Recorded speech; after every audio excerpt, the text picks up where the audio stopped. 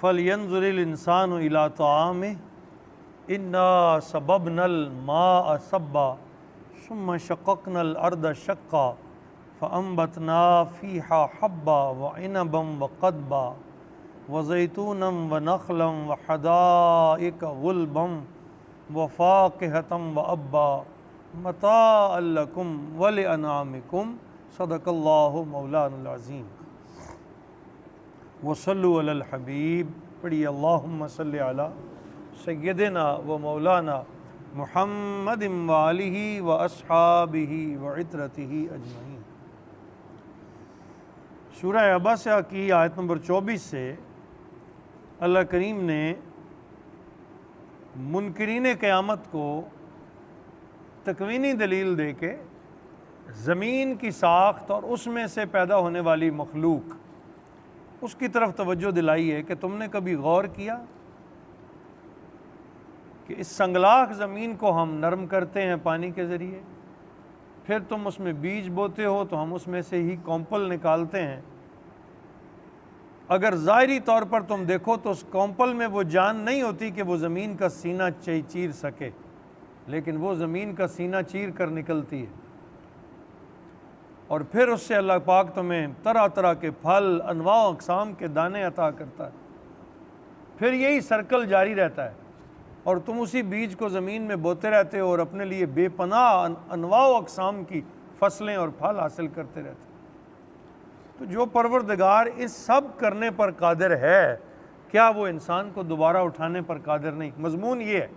اس مضمون کو سمجھانے کے لیے فرمایا فَلْيَنْظُرِ الْإِنسَانُ إِلَىٰ طَعَامِهِ، پس ذرا غور کرے انسان اپنی غذا کی طرف، طعام کھانے کی چیزوں کی طرف۔ إِنَّا صَبَبْنَا الْمَاءَ صَبًّا، بے شک ہم نے موسلا دھار پانی برسایا، یعنی بارش۔ ثُمَّ شَقَقْنَا الْأَرْضَ شَقًّا، پھر اچھی طرح پھاڑ دیا زمین کو۔ ہر دانے کے لیے زمین کا سینہ پھٹتا ہے، ہر دانے کے لیے، ہر کومپل کے لیے زمین پھٹتی ہے تو وہ کومپل نکلتی ہے۔ کہا ثُمَّ شَقَقْنَا الْأَرْضَ شَقًّا، پھر اچھی طرح پھاڑا زمین کو۔ فَأَنبَتْنَا فِيهَا حَبًّا، پھر ہم نے اگایا اس میں سے دانہ، غلہ، اس میں سے کومپل نکالی۔ یہ جو کومپل کا نکلنا ہے نا، اس پہ بڑی غور کرنے کی چیز ہے نا۔ اگر بڑ کا درخت بھی ہے نا تو بڑ کے درخت کا جو بیج ہے نا، وہ اس طرح کر کے 2 انگلیوں میں پکڑ سکتے ہیں، معمولی سا چھوٹا سا بیج ہوتا ہے، اس میں سے نکلتا کیا ہے؟ بڑ کا درخت۔ تو وہ جو پہلی کومپل نکلتی ہے نا، وہ انہی 2 پپوٹوں میں مسلی جا سکتی ہے، اتنی نرم ہوتی ہے۔ اگرچہ بڑ کا درخت تو بہت بڑا ہے، لیکن جب وہ پیدا ہوتا ہے تو وہ ایک معمولی سے دانے میں سے اس کی کومپل نکلتی، اور اس کو ان 2 پپوٹوں میں آپ مسل سکتے ہیں، وہ زمین کا سینہ چیر کے نکل آتی ہے۔ دونوں چیزیں مختلف ہیں، زمین کتنی سخت ہے اور وہ کتنی نرم ہے اور کتنے باریک سے دانے سے نکل رہی ہے۔ کبھی تم نے غور کیا کہ تمہارا رب اس کو اس زمین کے سخت سینے میں سے چیر کے نکال دیتا ہے؟ کیا وہ خود نکل آتی ہے؟ نہیں، یہ پروردگار کی دی ہوئی طاقت ہے، جس نے اس معمولی سی کومپل کو یہ طاقت بخش دی ہے کہ وہ زمین کا سینہ چیر کے نکل آتی۔ کہا ہم نے زمین کے سینے کو پھاڑ دیا۔ فَأَنبَتْنَا فِيهَا حَبًّا، پھر اس میں سے ہم نے دانے میں سے غلہ اگایا۔ وَعِنَبًا وَقَضْبًا، اور انگور اور ترکاریاں تمہیں عطا کر دی، انگور اور ترکاریاں تمہیں عطا کر دی۔ وَزَيْتُونًا وَنَخْلًا، اور زیتون اور کھجوریں تمہیں عطا ہوگی۔ کھاتے وقت تو بڑے مزے لیتے ہو، اس کی ساخت پر غور نہیں کرتے ہو، اس کی تخلیق پر غور نہیں کرتے ہو، کس نے تمہیں یہ ذائقے عطا کیے؟ وَحَدَائِقَ غُلْبًا، اور گھنے باغات مختلف انواع و اقسام کے وہ تمہیں عطا کر دیے۔ وَفَاكِهَةً وَأَبًّا، اور طرح طرح کے پھل اور گھاس، سبز گھاس خشک ہو جاتی ہے پھر سبزہ آتا ہے، خشک ہو جاتی ہے پھر سبزہ آتا ہے۔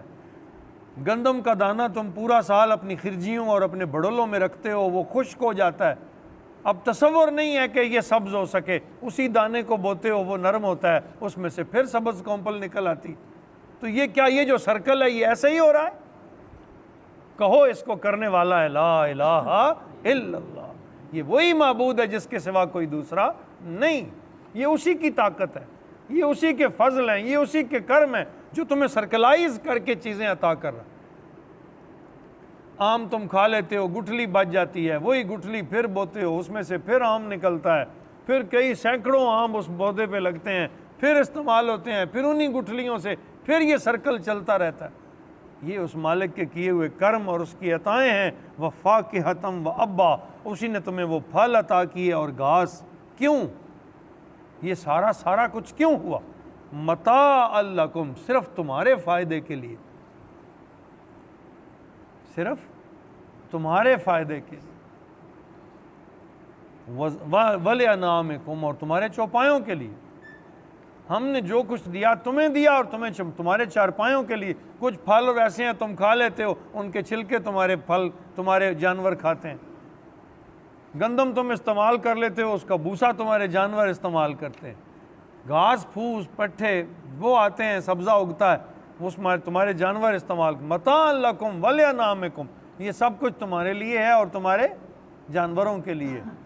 فرمایا نہیں بھی مانو گے نا، اب سنیے بڑی سننے والی باتیں، نہیں بھی مانو گے تو اللہ فرما رہا ہے فَإِذَا جَاءَتِ الصَّاخَّةُ، پھر جب کان بہرا کر دینے والی آواز آئے گی، کڑکدار آواز اٹھے گی، یوم یفر المرء من اخیہ، اس دن بھاگے گا بھائی اپنے بھائی سے، وَأُمِّهِ وَبَنِيهِ، اپنی ماں سے اور اپنے بچوں سے، وَصَاحِبَتِهِ، اُمِّهِ وَأَبِيهِ، اپنے ماں سے اور اپنے باپ سے، وَصَاحِبَتِهِ وَبَنِيهِ، اپنی بیوی سے اور اپنے بچوں سے، لِكُلِّ امْرٍ مِّنْهُمْ يَوْمَئِذٍ شَأْنٌ يُغْنِيهِ، ہر شخص ان میں سے اس دن اس پر ایسی فکر لاحق ہوگی کہ وہ اسے سب سے بے پرواہ کر دے۔